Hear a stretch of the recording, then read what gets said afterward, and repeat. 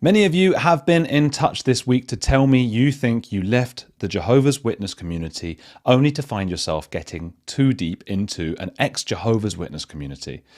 I think cults and cultishness are on a spectrum, with Jonestown Massacre a 10 out of 10 and a fitness guru maybe a 4 out of 10.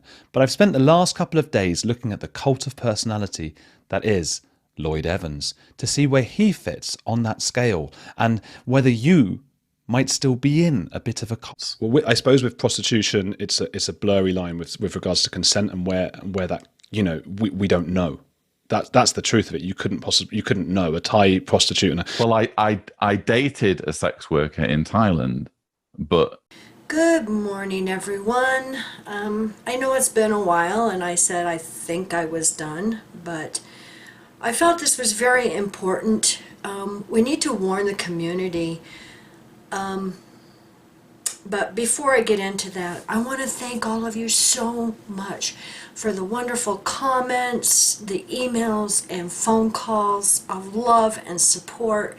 And I know you guys miss me and want me to continue working. But like what Mike and I have been trying to expose of what's going on behind the scenes. Back in 2014 when this all started, back in 2017 when it came up again, and the cult of Lloyd Vidians, we kept quiet. We said our piece in our family video 9 years ago, and we kept quiet and just took it. Well, no more. I want to let the community know, what has been going on. This weekend was really rough. It was really rough because we spent the entire weekend doing damage control, because it appears there's a hate campaign against several of us. And it's become defamatory and libelous now.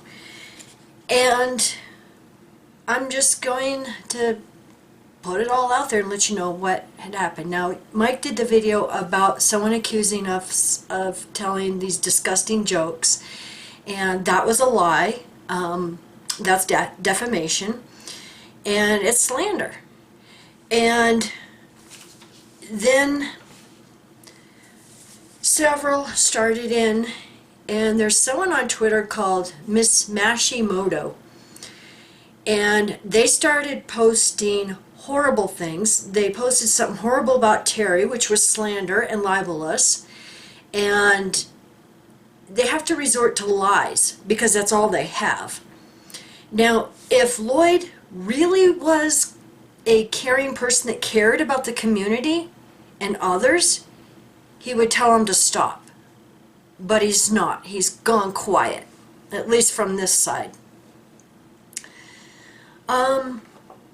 But anyway, before I get into, yes, we were doxxed again. That means they reveal your private information.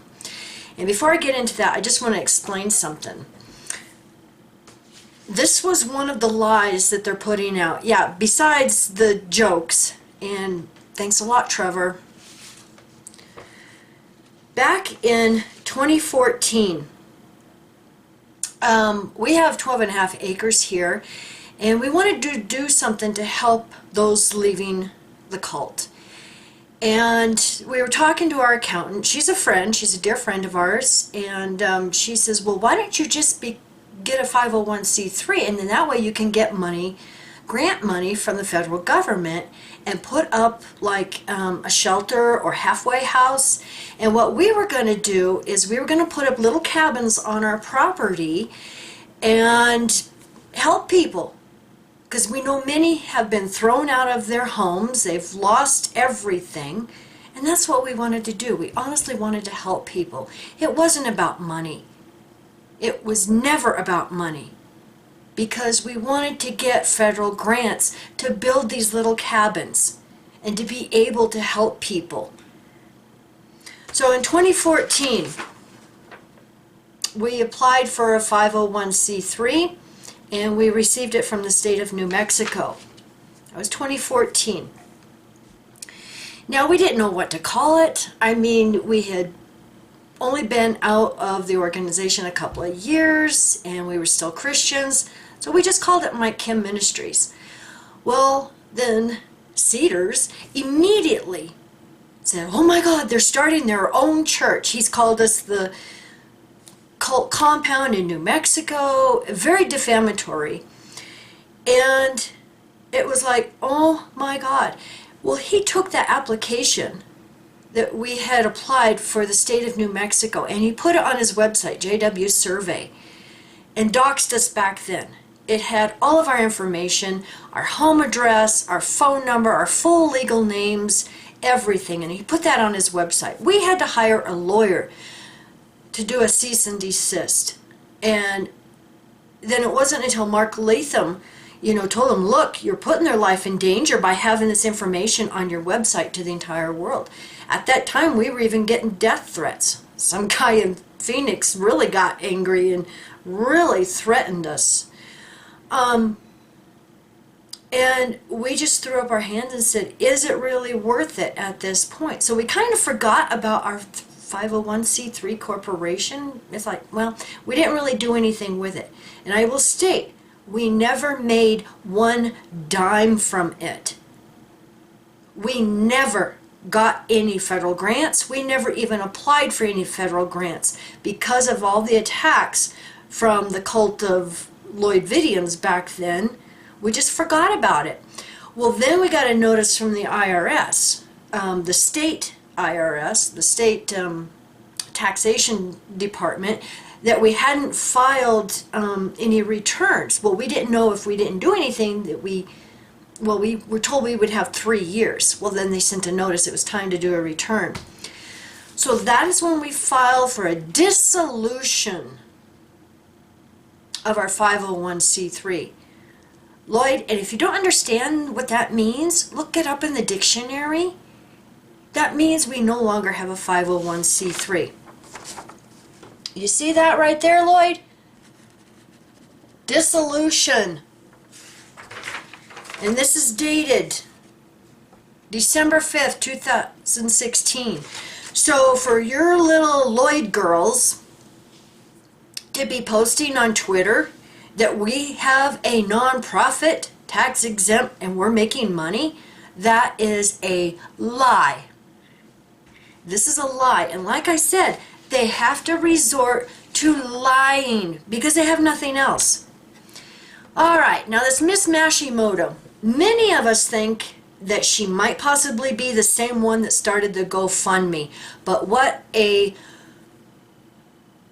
disturbed, mentally ill person this is. And what's really scary and disturbing is they claim to be a health practitioner in Canada.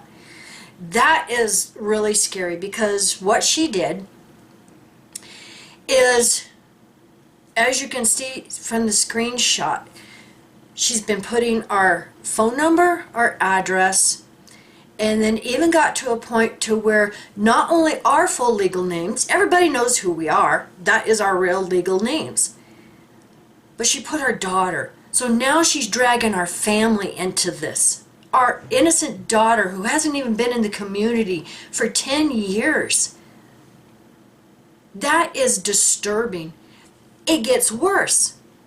So in one of their posts, they put this one up, and it says, if any ex-JW or current JW needs to make a report about Michael Brooks and Kim Marie Brooks because they make fun of rape victims, please call either number. So they're encouraging harassment. Rape is not funny. Jokes about it will not be tolerated. So see, Trevor, the damage you did with your rape jokes? Accusing us of rape jokes? This is the kind of stuff we've been having to endure. So they put our phone number, and then right underneath that, as you can see, they put a stranger's phone number. I don't know where they got that phone number. We think it might possibly be our old phone number when we lived in Wisconsin 16 years ago. But what this mentally ill, disturbed individual did is they put an innocent party's phone number on Twitter and encouraging everybody to harass them thinking it's us. We called this number and warned them. that some disturbed stalker individual has put their phone number on Twitter. And this is why I'm telling you all of this, dear friends, because this has gotten dangerous. It's gotten dangerous. I spent almost all day Saturday in damage control and reporting this individual. And I want to thank all of you so much who reported this damaged, disturbed individual's a Twitter account, because what she said about Terry was disgusting. It was defamatory. It was slander. It was a lie. Oh, ha, ha, they think it's a funny meme. Yeah.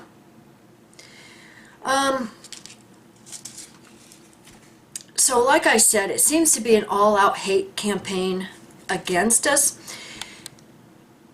And let me explain something. Many may not understand that this has now become a dangerous cult, and Lloyd has become a dangerous cult leader.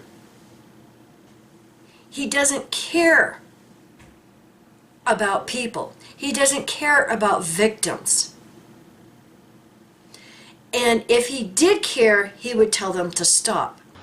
In its purest form, to abuse someone is to do something to them that they absolutely don't want you to do, that will have far-reaching implications on them, and that can never be undone. It can never be fixed. You can never undo it. And you're doing it to them anyway, knowing what the ramifications will be. That, if I had to condense the word abuse into like a definition, that would be my definition. And another lie is, I don't know who leaked those emails, letters that he sent Deanna. I don't know who leaked that. I don't know how they got it. I can only assume that it was either that Lloyd leaked them or Deanna. And I know Lloyd wouldn't leak them because he's trying to hide his history. I don't know, but I'm not going to take the blame for it. So, I want to thank everybody for the kind words of support, but I need a break. I need a break. I'm trying to get my garden planted, and at this point I'm ready to take the summer off. And I know there's a lot going on in Watchtower, Brumley's find and so much more. But I just can't, especially when this puts my family in danger. This has gotten dangerous now, especially when they're willing to put an innocent party's phone number on Twitter and encourage them to call this person and harass us. So you can see we are dealing with some mentally ill cult followers. And this cult is no different than Watchtower. It's no different. I can't fight two cults at the same time. I just can't. And especially when it's lie after lie after lie. But see, this is what they want. They want us distracted. They want us all to do this infighting. They want us to spend our entire time defending ourselves. But that's why I'm speaking out, because I want everybody to understand that this is a campaign of defamation and lies, and we know who it's coming from. We know, because he's frustrated, he's angry, and he knows he can't get anything on us. And the thing is there's a difference between creating lies and trying to defame us, or confessing to the sins and crimes you have committed and us speaking out against it. See, that's the difference. That's the difference. So thank you for watching, and just know that I love you all, and I appreciate all the kind words and support our family does. And our daughter is very upset about this because she has done nothing in the community for 9 years. And for them to drag her in this and reveal her full legal married name and the town she lived in. Thankfully, they didn't put her address. But this is the disturbed, mentally ill individuals we are dealing with. And many behind the scenes are starting to call them the Manson girls. So be careful out there, everybody, and I don't know when I'll see you again. Bye.